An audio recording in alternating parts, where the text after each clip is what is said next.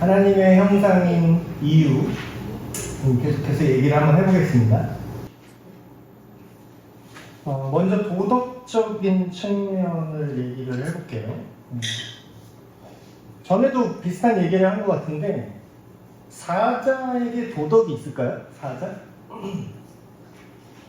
아프리카 초원에서 사는 사자한테 우리가 어떤 도덕성을 요구할 수 있을까요?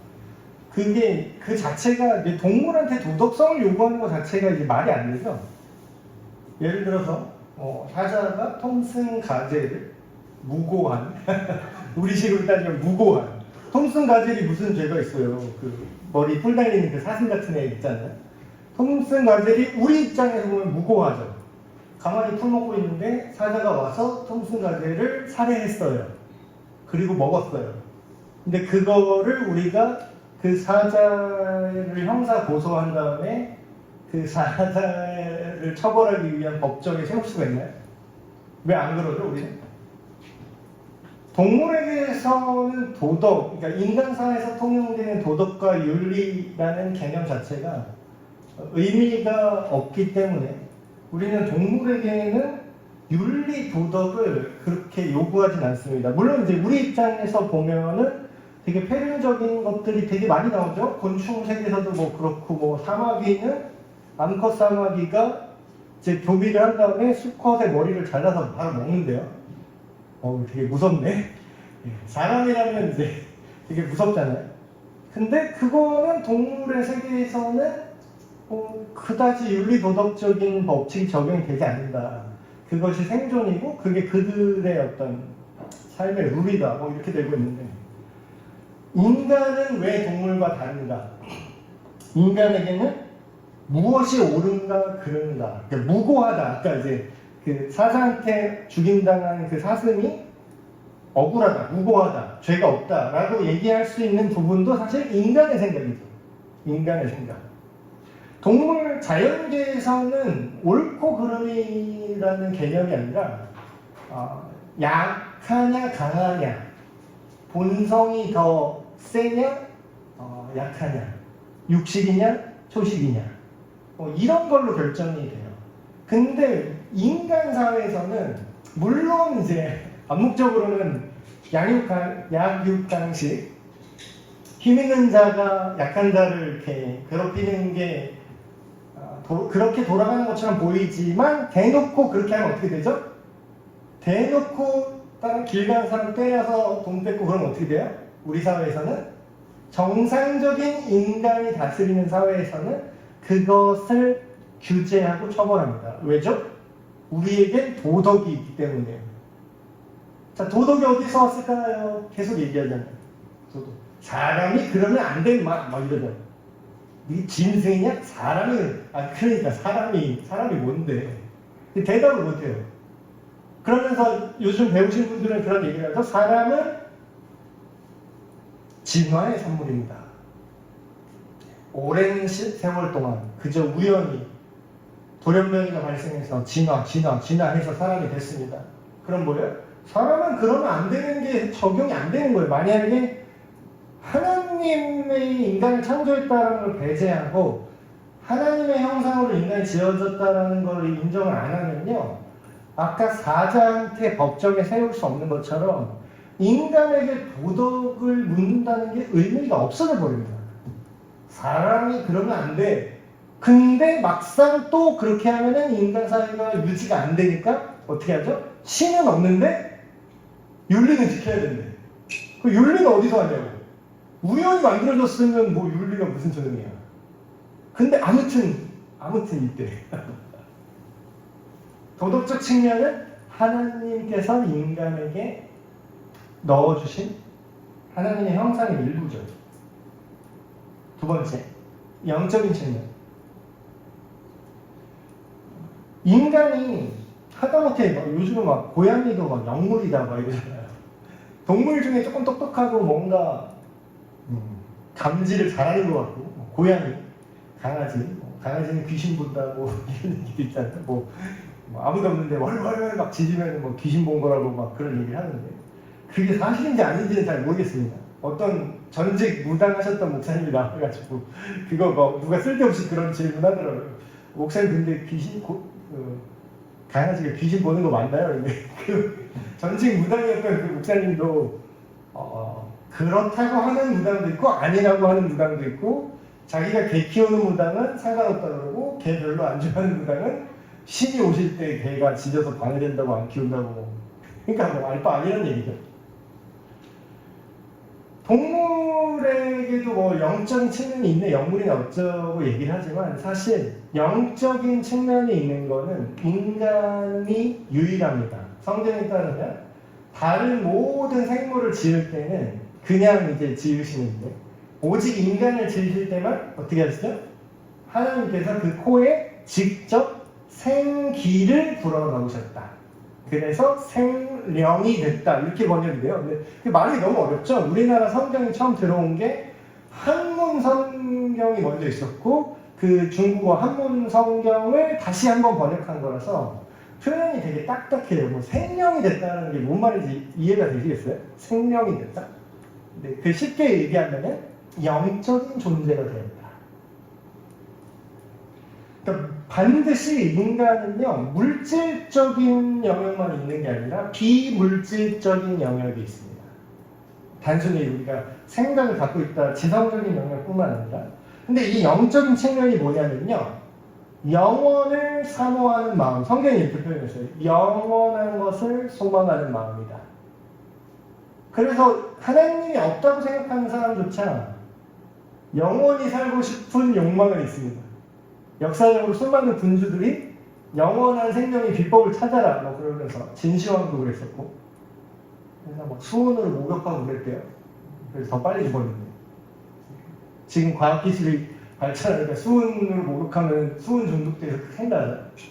근데 뭐 영생을 얻겠다고 별짓을 다 했다라는데 영원을 사모하는 마음이라는 건 뭐냐면 우리가 영원히 존재하신 영적 존재인 하나님의 형상을 닮았다는 측면이 남아있는 겁니다. 우리에게 영적 측면이 있다는 건 뭐냐면 영적인 존재와 교류하고 교제할 수 있는 영역이 존재한다는 거예요. 그래서 이거를 다른 말로 하면 뭐냐면요, 인간이 모든 일에 종교성을 갖고 있다 이런 얘기 들어보셨어요? 종교성. 아무것도 없는데도 종교는 생깁니다. 여러분 섬 많은 지역 한번 가보셨나요? 섬? 제주도도 그렇고 섬 많은 지역을 가면요 어떤 게 생기냐면요 무속신앙이 되게 셉니다.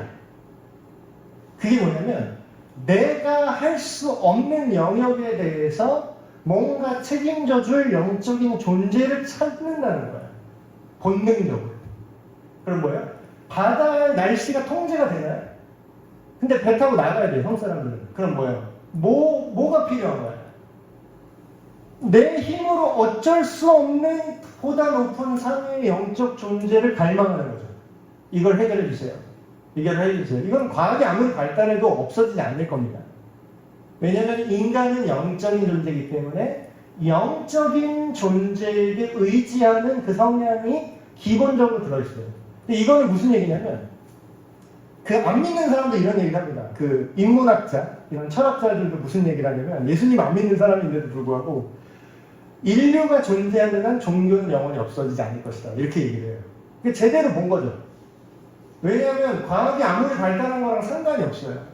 인간에게는 이런 종교성, 그러니까 영혼의 영역이 분명히 존재하기 때문이죠.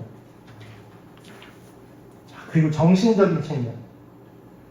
인간이랑 다른 짐승이랑 가장 구분되는 게 뭔가 정신적인 영역이라고 볼 수 있는데 어떤 사람은 단순히 이제 생각한다. 인간은 생각하니까 돼지와 다르다. 이렇게 얘기를 하죠. 근데 생각을 단순하게 생각하면은 뭐 햄스터도 뭐 길 위로 찾아다니고요. 생각이라는 걸 하긴 해요. 되게 낮은 차원. 근데 인간이랑 가장 다른 점은 여기 써있는 것처럼 강아지 철학의 역사 이런 게 있어요. 강아지가 철학적으로 사고하고 역사적 사고를 할 수 있을까요? 강아지가. 물론 어떤 사람은 할 수 있는데 강아지 말을 우리가 못 알아듣기 때문에 뭐 그런 거다 얘기하는데 아마도 강아지가 윤리적 문제에 대해서 고뇌를 할까요? 그런 거 없어요. 오직 인간만이 눈에 보이지 않는 철학적 개념을 생각을 하죠. 인간만이 하고 있어요. 추상적인 언어를 쓸 수 있는 게 인간만이 유일해요. 그러니까 이런 거죠. 사물을 어린아이는 아직 발달이 덜 돼서 사물을 그냥 이 물건으로만 인식을 해요. 이 컵, 잔이 여기 있다, 없다, 이게 컵이다. 이런 것만 생각하죠. 근데 이제 우리는 이제 성인이 되면은 이 컵을 보고 무슨 생각을 할 수 있죠? 이 컵이 여기 있다, 없다가 아니라 이 잔이 비었는가? 내 마음에 잔이 비었다. 막 이런 눈에 보이지 않는 개념을 이걸 통해서 생각을 할 수 있다는 거예요. 컵이 보이는데 내 마음이라는 잔이 있다면 이게 차있나 비어있나 이거는 눈으로 못 보는 개념이죠. 근데 이거를 오직 인간만이 생각을 할 수 있다는 거예요. 이거는 아무리 뭐 인공지능이 발달해도 인간이 하는 걸 흉내내는 거지 인간이 하는 것처럼 이렇게 문화, 예술, 과학, 감정의 복합적인 거. 그래서 AI가 뭐 요새 발달해서 소설도 쓰고 그런다는데 그건 뭐야? 정말 감정을 느껴서 쓰는 게 아니라 그런 감정을 느낀 인간이 그런 코드를 입력했기 때문에 그걸 흉내낸 거죠.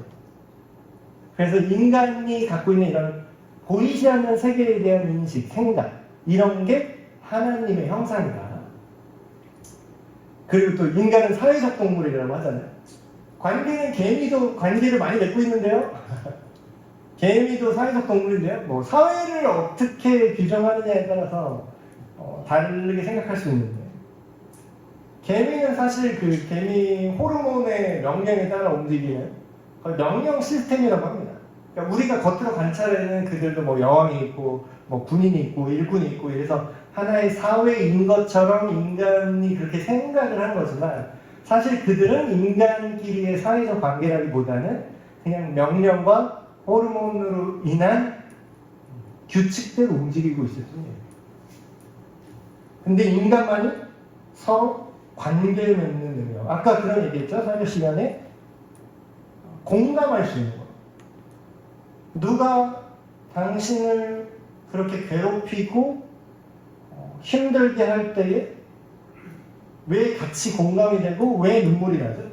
왜 그 사람이 아파하네 내가 아픔을 느낄 수 있는 거죠? 그런 거 있잖아요.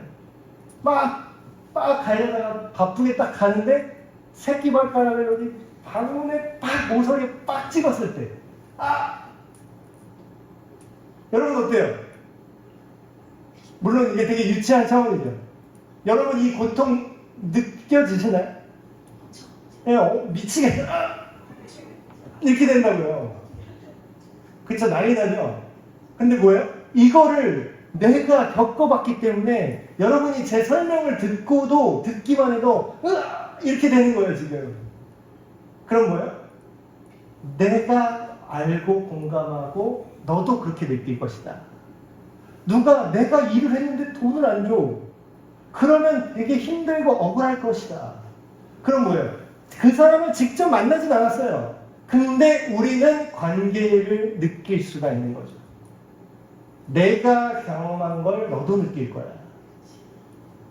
이런 것들 속에서 우리가 결혼 제도도 있고 뭐 가정이라는 그런 울타리도 있고 이런 것들을 통해서 우리가 서로 관계를 맺고 이해하고 느끼고 살아가는 능력, 이것이 하나님이 우리에게 주신 하나님의 성품이라는 거예요. 자, 하나님의 형상이 이런 건데 그럼 이제 점점 이해가 되시죠? 인간이 존엄한 이유는 우리가 우연히 존재하는 사람이 아니기 때문입니다. 하나님의 목적을 가지고 의도를 가지고 하나님의 가치를 우리 안에 불어넣으셨다는 거예요. 그 얘기는 뭐죠? 요새 막 인권, 평등, 뭐 차별하지 맙시다 얘기하죠. 진정한 인권과 평등은 어떨 때 이루어지느냐? 하나님을 인정할 때 진정한 인권과 평등이 이루어집니다. 하나님을 존중하지 않으면요, 인간을 존중할 필요가 없어요. 그 명분이 안 생깁니다. 아까도 얘기했잖아요. 하나님이 없는데 윤리, 도덕이 무슨 의미냐고요. 아, 법에 그렇게 돼 있다고요? 법도 바뀌잖아요. 나중에 동성 결혼법 통과되면은 뭐 그것도 또 바뀌는 거예요. 나중에 또 모르지 뭐. 기독교인은 죽여도 돼. 이런 법이 통과되면 죽여도 살인이 아닌 거예요. 그거는. 실제로 그런 역사에 그런 일이 있었잖아요. 로마 시대 때 기독교인은 죽여도 돼. 그래서 인간 횃불 불 붙여갖고 길거리에 가로수처럼 걸어놨잖아요. 그 법은 우리가 법을 존중하지만 법이 언제나 옳다고 볼 수는 없습니다. 뭐 소크라테스가 악법도 법이다 말하고 했는데 법은 언제든지 사회적 합의에 의해서 악하게 변질될 수 있는 거죠. 우리의 인간의 권리는 어디서 나오냐면 법 위에 있어요. 인간의 권리는 법 위에 있는 이유는 뭐예요? 천부인권 이렇게 주장하죠. 헌법의 정신, 천부인권. 근데 뭔지 모르니까 정확히 하늘에 있는 아버지가 인간에게 줬다 이렇게 얘기하는데 그게 이거 아니고 뭐예요? 그게 성경에서 말하는 하나님의 창조를 인정할 때에 우리가 하나님이 지은 인간이기 때문에 함부로 할 수 없는 거예요. 그래서 역설적으로 신권, 하나님의 권리가 무너지면 인권은 땅에 처박힐 수밖에 없습니다. 하나님이 없다고 하는 사람들이 어떤 결정을 내리고 사는지를 관찰하시면 답이 나와요. 자살할 것도 자유다. 자살도 자유다. 낙태도 자유다. 마약도 자유다. 소아성애도 자유다. 이런 뭐야? 그 자유는 인간을 파괴하는 자유잖아요. 그건 자유가 아니죠. 그래서 하나님의 형상을 가진 자로서 인간을 생각해야 인간이 존엄한 존재고 존중받아야 된다는 걸 우리가 인식할 수 있다는 겁니다. 다음으로 본질, 인간의 본질인데 이거를 인간이 아까 물질적인 존재만이 아니라고 아까 얘기를 했잖아요. 인간이. 그래서 인간이 뭘로 구성되어 있나? 이거는 역사적으로 계속 연구가 많이 되거든요. 생물학적으로, 물질적으로는 분석이 다 끝났어요. 여러분 뭐 헬스장 가시면 인바디라고 기계를 이렇게 딱 찍으면요. 내가 뭘로 구성되어 있는지가 퍼센트로 다 나와요. 자, 수분이 몇 퍼센트, 지방이 몇 퍼센트, 단백질 몇 퍼센트로 뼈 무게가 몇 킬로그램 다 나와요. 그럼 뭐예요? 그 인바디 체성분 분석으로 딱 하면 그게 나예요. 아, 사람은 단백질 몇 퍼센트에 뼈 무게 몇 그램에 근육량, 지방질로 이루어지는 건가? 이렇게 그게 인간인가요? 아니죠. 그거는 그냥 육신의 비율만 측정하는 겁니다. 그럼 우리가 움직이는 고기 덩어리가 아니잖아요. 인간이 인간 되게 하는 게 아까 뭐라고 그랬죠? 하나님의 형상, 영적인 부분이 어디까지가 인간인가? 그거를 이제 얘기를 한 그런 논쟁이 있습니다. 3분설, 2분설, 이런 논리라고 이런 게 있는데 3분설은 이런 겁니다. 인간이 어떻게 이루어졌느냐? 육체, 아까 인바디 찍으면 나오는 게 육체죠. 육체, 그리고 혼, 영, 요 세 개로 인간이 구성되어 있다라는 해석입니다. 그래서 육은 당연히 우리 몸이고, 혼은 뭐냐? 우리의 지성, 감정, 의지. 그러니까 정서적인 부분이죠, 혼은. 그리고 영은 아까 얘기했던 하나님과, 영적 존재인 하나님과 교통할 수 있는 어떤 영역이다. 이렇게 얘기를 해요. 그래서 성경에서 이게 헷갈리게 3분설이 맞는 것처럼 보이는 구절도 나오고 2분설이 맞는 것처럼 보이는 구절도 나오거든요. 여기 보시면 또 그리스도께서 너희 안에 계시면 몸은 죄로 말미암아 죽은 것이나 영은 의로 말미암아 살아있는 것이니라. 그래서 이런 영적인 부분의 회복이 지성과 감성, 이런 혼적인 부분에 영향을 미친다. 이렇게 얘기하는 게 있고, 그 2분설은 뭐냐면 육신이 있고 나머지 영혼이 하나라는 거예요. 육신 플러스 영혼. 근데 이제 사실 어떻게 보면은 요게 성경에서 보는 게 더 많은 것 같은 느낌이 있긴 있는데, 이게 뭐냐면 성경에서는 영이라고 번역된 단어와 혼이라는 번역된 단어가 따로 있긴 합니다. 따로 있는데 이거를 막 섞었어요. 막 섞어서 써요. 그래서 이걸 딱히 이렇게 구분한다는 느낌이 아니라 동일어를 반복하는데 표현만 다르게 하는 거 있죠. 그런 느낌으로 많이 쓰거든요. 2분설은 이 두 개고 3분설은 이런 놈은 그냥 하나다. 육체랑 영혼이랑 그냥 분리되지 않고 세트다. 이런 주장이 있어요. 근데 이제 영혼에 대한 이런 논란이 있는데 성경을 통해서 우리가 한번 보면은 아까 제가 얘기했죠. 혼이라고 번역된 그 단어가 히브리어로 네페시라는 단어고 헬라어로 푸시케라고 번역이 됐어요. 그리고 영이라고 번역된 단어가 히브리어로 루아흐라는 단어고 헬라어로는 푸뉴마. 두 개의 단어가 다르죠. 혼과 영이. 근데 문제는 이 두 개를 섞어서 얘기하는 성경 구절이 꽤 나온다는 거예요. 밑에 보시면 내 마음이 괴로우니, 이게 뭐냐면 내 혼이 괴롭다는 뜻이거든요. 여기서 마음은 또 표시케라고 썼어요. 내 마음이 괴로우니 무슨 말을 하리요. 그래놓고서 이 말씀을 하시고 심령이 괴로워하셨다. 아까는 혼이 괴롭다 그래놓고 뒤에는 또 영이 괴롭다 그래요. 같은 얘기잖아요. 그렇죠? 그리고 또 두 개가 동시에 나오는 거죠.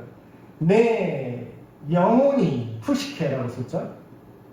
혼으로 번역된 얘기라고. 내 영혼이 주를 찬양하며 내 마음이 푸뉴마, 영이라는 번역이죠. 그러니까 혼과 내 혼이 주를 찬양하며 내 영이 하나님 내 주를 기뻐하였으는 것. 똑같은 얘기잖아요. 근데 이게 뭐냐면 히브리식 병행법이라고 똑같은 거를 강조해서 얘기할 때 단어만 다르게 이렇게 얘기를 하는 그 강조법이 있는 거예요. 그럼 뭐예요? 사실상 2분설이 맞네, 3분설이 맞네, 인간이 뭐 어떻게 만들어졌네, 그거는 사실 그렇게 중요한 문제가 아닌 것 같아요. 그러니까 예를 들면 성경을 읽으실 때 어떤 교리적인 그런 벗어나지 않는 틀을 이렇게 짜야 되잖아요. 이 안에 정확히 이걸 벗어나면 성경적이지 않은 거고, 이 안에 들어와야 성경적인 거다라고 하려면 그 아웃라인이 있어야 되잖아요. 그 범위가. 근데 그 범위를 제가 느끼는 법을 알려드릴게요. 자, 교리라고 정확하게 딱 못 박는 내용 중에는 핵심적인 교리와 핵심적이지 않은 교리가 있습니다. 예를 들면 핵심적인 교리는 뭐냐면 하나님에 대한 얘기나 구원에 대한 얘기예요. 그건 핵심적인 교리죠. 왜냐하면 그게 잘못되면은 모든 게 다 잘못돼요. 하나님이 삼위일체로 존재하신다 같은 거는 잘못되면 뭐예요? 우리가 믿는 하나님을 마치 금송아지 만들어서 이게 신이다라고 얘기했던 것처럼 다른 신을 믿게 될 수가 있어요. 그러니까 되게 중요하죠. 하나님에 대한 교리는. 그리고 또 구원에 대한 교리는 또 왜 중요해요? 자칫 잘못하면은 나는 이게 구원이야 라고 생각했는데 엉뚱한 데 가 있을 수 있어요. 내가 죽고 사는 문제이기 때문에 구원에 대한 교리는 되게 중요하죠. 근데 인간의 어떤 존재에 대한 교리, 이거는 비본질적인 교리 중에 하나입니다. 물론 성경이 다르고는 있지만 이 영혼이 뭐 3분설이냐, 인간이 3분설이냐, 2분설이냐, 이건 사실 그렇게 중요하지가 않아요. 왜냐하면 이걸 구분하는 법 알려드릴게요. 성경에 정말로 중요한 교리 있죠. 정말로. 아까 얘기했던 하나님에 대한 교리나 구원에 대한 교리.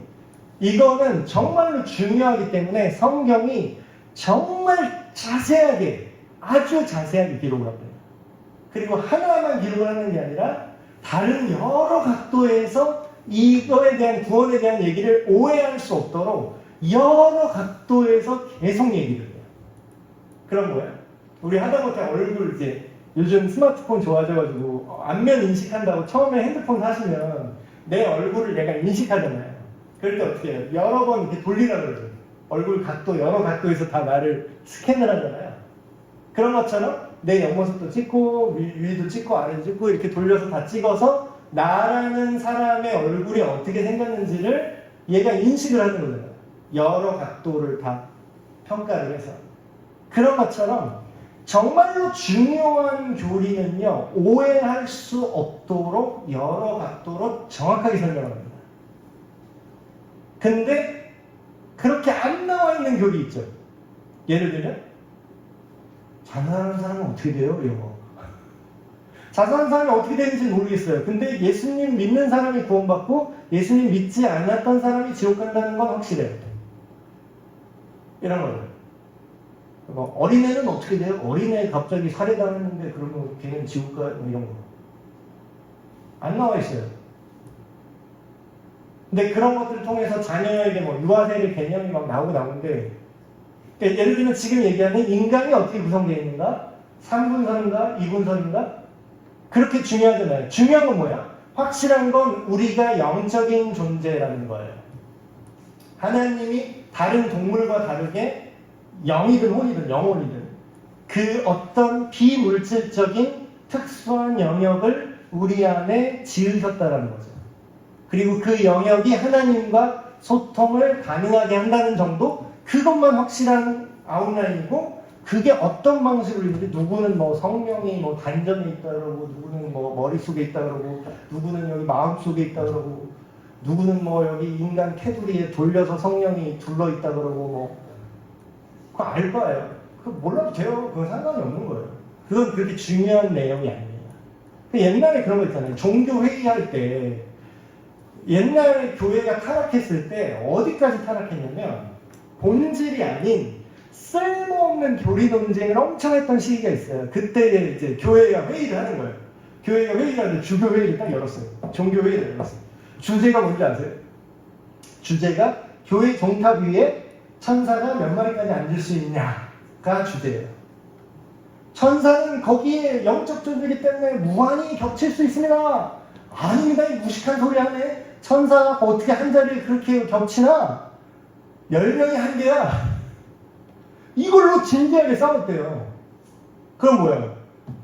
지금 하나님이 볼 때 이거에, 이런 교리에 집중하는 걸 지금 좋아하실까요? 한심하게 생각할까요? 네. 그 시간에 중요한 교리를 더 얘기를 해야지. 그 시간에 예수님이 누군지를 사람들한테 알렸어야지. 그래서 영혼에 대한 논란도 저는 이런 얘기 지금 왜 하냐면, 요거 얘기하다가 제가 되게 존경하는 목사님들 중에서도 약간 요걸로 이제, 물론 이제 그분들은 진짜 깊게 연구를 하시다 보니까 자기 나름의 이제 확신이 있잖아요. 깊게 연구를 하다 보면 3분설이 맞다는 거예요. 어떤 분들 아니요 2분설이 맞다. 근데 저는 이제 그 두 목사님을 다 존경을 하지만 저는 이제 속으로 그렇게 생각을 했죠. 그게 그렇게 중요한 문제면 정확히 3등분인지 2등분인지 정말 정확하게 성경에 기록되어 있을 텐데 헷갈리게 써있는 거 보니까 그건 별로 중요한 문제가 아닌 거죠. 그래서 오늘 총체적인 사람에 대한 이해를 어떻게 할 것인가. 성경이 말하는 인간에 대한 교리를 여러분이 이렇게 생각하시면 좋을 것 같아요. 막 지금도 뭐 안 믿는 사람한테 가고 막 자, 영혼이 있어. 근데 영이 있고 영은 말이야 뭐고, 혼이 있는데 말이야 혼은 뭐고, 이러면은 약간 도교 사상이랑 막 이런 거랑 헷갈릴 수 있거든요. 다른 종교에도 그런 인간에 대한 어떤 논란들이 있어요. 근데 이제 우리가 집중해야 될 거는 인간이 뭐 3분이냐 2분이냐 뭐 1억론이냐 이게 중요한 게 아니라, 인간이 왜 존엄한 존재인가? 인간이 왜 존중받아야 되고, 인권은 어떤 경제 논리보다 왜 우선해야 되는가? 그 이유가 어디서 왔는가? 하나님의 창조물이다. 우리는 하나님의 사랑스러운 걸작품이다. 이런 것들에 대한 이해. 그렇기 때문에 하나님의 형상이 파괴돼서 이 세상에 오염돼서 뭐 장애를 가진 사람이 뭐 원치 않게 태어나기도 하고, 뭐 여러 가지 후천적인 장애가 생겨서 인간이 어떤 하나님이 원래 의도하셨던 그런 존엄한 모습이 파괴된 채로 나오잖아요. 근데 그래도 우리는 존중하죠. 장애인 주차구역 우리 왜 만들어요? 장애인 주차구역 만들잖아요. 불쌍하니까 그냥 해주자 이걸로는 논리가 아니에요. 나중에 불쌍하게 생각 안 하면 어떻게 할 건데? 옛날에 막 그 임산부 있으면은 노약자 다 양보하고 그랬죠. 요새 양보를 하도 안 하니까 더 이상 그걸 불쌍하게 생각하지 않는 사람들이, 요즘 사람들은 그냥 저걸 왜 만들지? 이렇게 생각해요. 그러니까 배가 튀어나와 있는 아줌마가 서 있어도 안 비켜요. 그러니까 막 배를 만들고 별짓 다 하잖아요. 여기 막 임산부입니다 표시 막 달라 그러고. 그게 뭐예요? 옛날에는 그걸 불쌍하게 생각했는데 불쌍하게 생각하지 않은 시대가 온다는 거예요. 그러면 그것도 기준이 될 수 없죠. 그래서 우리가 하나님 안에서 인간을 온전히 이해하는 것이 실제로도 안 믿는 사람한테도 이득입니다. 저는 이런 얘기를 하고 싶어요. 네가 하나님이 없다고 하는데 그래 너는 종교를 갖지 않고 뭐 신은 없다고 생각하는데 그렇게 생각하는 건 네 자유지만 신이 있다고 생각하는 사람이 많은 게 너한테도 도움이 될걸? 그래야 사람이 착하게 굴 겁니다. 실제로 안 믿는 철학자가 그런 얘기를 했어요. 근데 그 사람이 이제는 믿는 것 같기도 해요. 처음에는 약간 신이 있었으면 좋겠다 이렇게 생각했던 사람인데 이제는 신이 없다고 생각하면 끔찍하다 이런 걸로 좀 입장을 바꾸셨다고. 근데 그 사람 똑똑한 사람이에요. 그러니까 하나님을 믿진 않는 상태로 출발했는데 철학적으로 가만히 인간에 대해서 이렇게 생각을 하다 보니까 어떤 결론에 도달했냐면 이 사람이 신이 없다라고 모든 사람이 생각하면은 이 세상의 질서가 무너질 거다라는 걸 발견해 버립니다. 암묵적으로 뭔가 신이 있어서 내가 잘못하면 보고 있을 거야. 내가 죽은 다음에 반드시 이걸 결산하고 심판하는 존재가 있으면 어떡하지? 이런 생각 때문에 보이지 않는 CCTV가 있었던 거죠. CCTV가 없는 시대부터. 근데 요새 CCTV가 있다고 범죄가 줄어요? 대놓고 훔쳐가 돼. 찍어라 하면 그냥 다 찍히대. 그래서 무인 가게에 들어가 보세요. 무인 가게에 100% 확률로 무인 가게에 이렇게 훔쳐간 사람 찾습니다. 분명히 붙어있습니다. 그거 안 써있는데 못 봤어. 다 봤어요. 다 붙어있어요. 몇 월 며칠 몇 시에 여기 찍혀서 이거 훔쳐간 사람 찾습니다. 그렇게 살지 마세요. 꼭 이렇게 써있어요. 그건 뭐예요?